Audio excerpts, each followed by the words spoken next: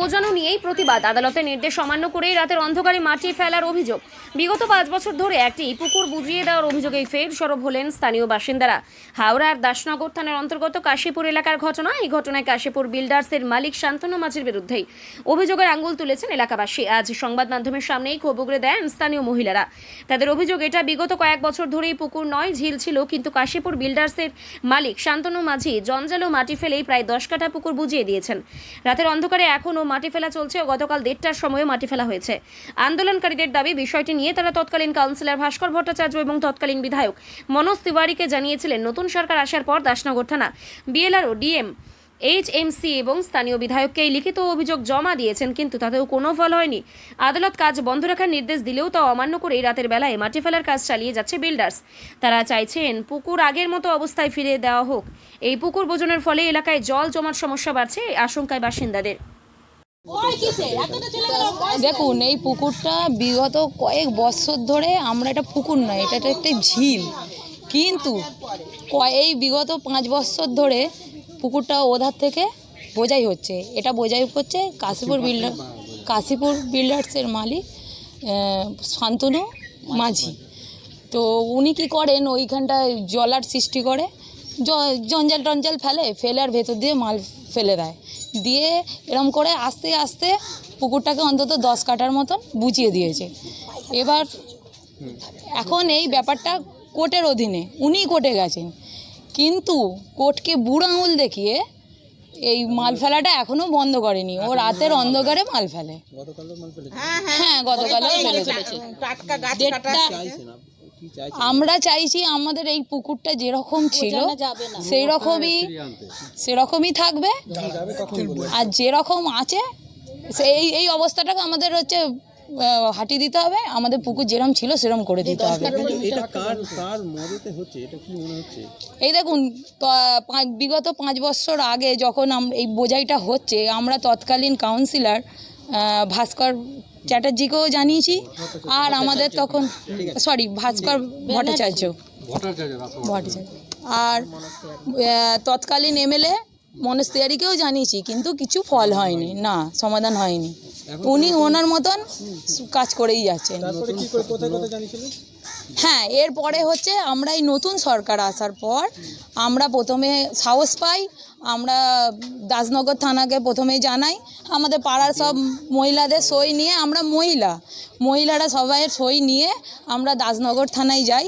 দাসনগর থানা থেকে বড়ো 2, আমাদের ডিএম, এইচএমসি, তারপরে ফিশারি, আমাদের বিধায়ক, আমরা সব জায়গায় আমাদের ডকুমেন্টস জমা করেছি, সবাইকে জানি।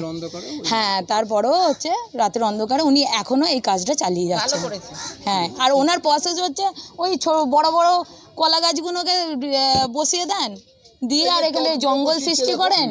আপনারা ছবি দেখলেই বুঝতে পারবেন যে কিভাবে মালগুলোকে ফেলছে। হ্যাঁ, আমরা এটাই চাইছি যে আমাদের পুকুর পুনরবস্থায় ফিরিয়ে দিক। রুবি দে, না, পুকুরটা নিজস্ব গভর্নমেন্টের। পুকুরটা দেখা যাচ্ছে যে এটা শালি জমি, আলামন দাসের রেকর্ডে আছে, কিন্তু এখানে আমাদের বিএলআরও, এটা ওরা এটা ইনভেস্টিগেশন করে দেখেছে যে এটা শালি জমি হতে পারে, কিন্তু এইটার মধ্যে একটা বিশাল বড় পুকুর বা ঝিল আছে। হ্যাঁ, এইটা কোর্টে জমা দেওয়া হয়েছে, কিন্তু এখনও তিনি তো কোর্টকে বুড়ো আঙুল দেখাচ্ছেন। দেখি এখন তিনি তার কাজ চালিয়ে যাচ্ছেন। কোর্ট বারণ করেছে যে এইসব কাজ বন্ধ রাখতে, কিন্তু বুড়ো আঙুল চালিয়ে দেখিয়ে ওর কাজ চালিয়ে যাচ্ছে।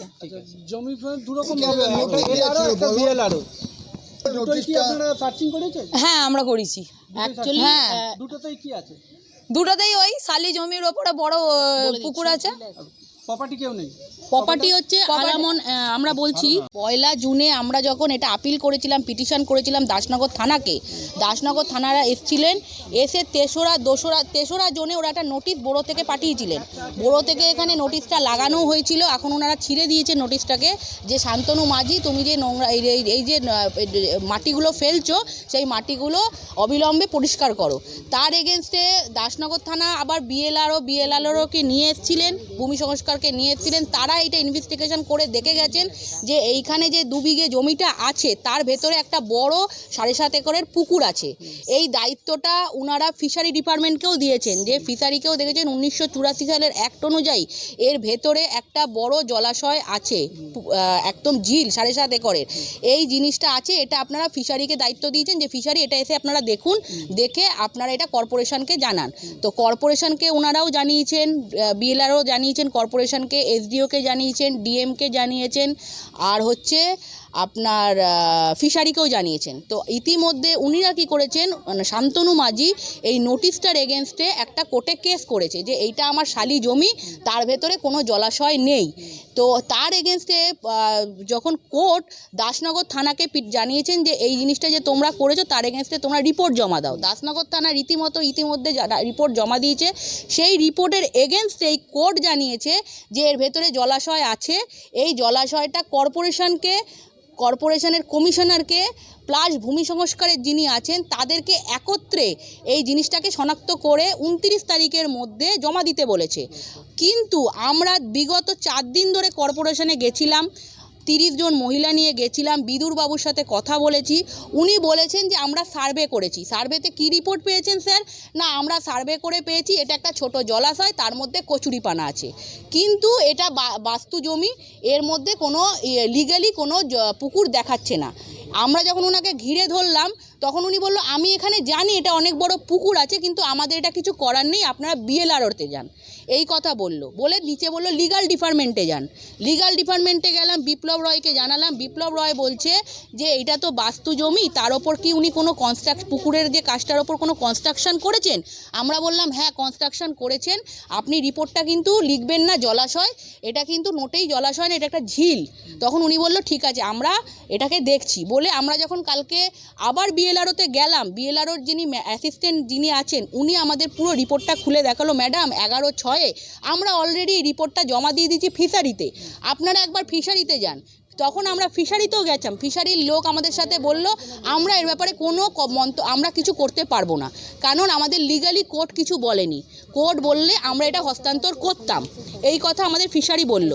তাহলে আমরা ওখান থেকে কর্পোরেশনে গেলাম, কর্পোরেশনে আমরা রীতিমতো 6টা অবধি দাঁড়িয়ে কমিশনারকে দেখা করলাম ম্যাডামের সাথে।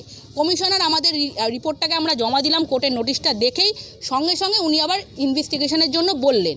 কিন্তু ইতিমধ্যে এখনও দেখছি কালকে রাতেও কোর্ট বলেছে এখন তুমি এই কাজটা করবে না, শান্তনু মাঝিকে বলা আছে। উনি বিগত রোজেরই ভেতরে মাটি ফেলে বস্তা ফেলে জায়গাটা বোঝাই করছে। এর মধ্যে কর্পোরেশন আমরা বারবার যাচ্ছি, আমাদের কর্পোরেশনের ওপর লেভেলের লোক কোনো হেল্প করছে না। সার্ভে ডিপার্টমেন্ট আসছে আমাদের জানাচ্ছে না, আমাদের না জানালে ওনারা নিজেরা আসছেন কি আসছেন না আমরা সেটা জানতে পারবো না। অবশ্যই সেই সুযোগটা কাজে লাগিয়েই মাল ফেলছে। আমরা ইতিমধ্যে বিদুরবাবুকে অনেক কোশ্চেন করেছিলাম, আমাদের নানা রকম মন্তব্য করে উনি ধামাচাপা দিয়ে জিনিসটাকে বন্ধ করতে চাইছেন। ওনার একটাই কথা, এটা বাস্তু জমি, আপনারা বিএলআরওতে যান, কিন্তু বিএলআরও বলছে এটা বাস্তু জমি হতে পারে, কিন্তু এর ভেতরে একটা 7.5 একরের পুরো একটা পুকুর পাওয়া গেছে। এটা দাসনগর থানাও এটা দেখেছে, ইনভেস্টিগেশন করেছে। এই জমিটা এই রিপোর্টটা ওরা কখনোই বের করতে চাইছে না কর্পোরেশন, আর অলরেডি এটা বিএলআরও কর্পোরেশনকে জমা দিয়েছে রিপোর্টটা, কিন্তু বিদুরবাবু এটা বের করতে চাইছে না। আমার নাম হচ্ছে উমা দাস চৌধুরী, আমি এখানকার বাসিন্দা। পুকুরটা ওইটা থেকে দাসনগর স্টেশনে মাটি দিয়েছে, ওই পুকুরটা স্টেশনে কেটে বাড়ি দিয়েছে। হ্যাঁ, এবার এখানে যা অন্যায় হচ্ছে, হ্যাঁ এই পুকুরটা বলো, এই পুকুরটাও তখন ছিল, দাসের আমল থেকেই ছিল। এইটা নেই বলো তো এখন কি অবস্থায় রয়েছে? এখন তো এই তো যে যা পাচ্ছে লুটছে। মানে কি রাতের অন্ধকারে কি মাল পড়ছে শুনলাম? হ্যাঁ রাতের অন্ধকারে মাল হ্যাঁ হ্যাঁ হ্যাঁ হ্যাঁ তো কি চাইছেন? একটু মানে যাতে না এটা হয় সেই চেষ্টা করুন, যেটা ভালো হয় সেটার চেষ্টা করুন। আরে নামটা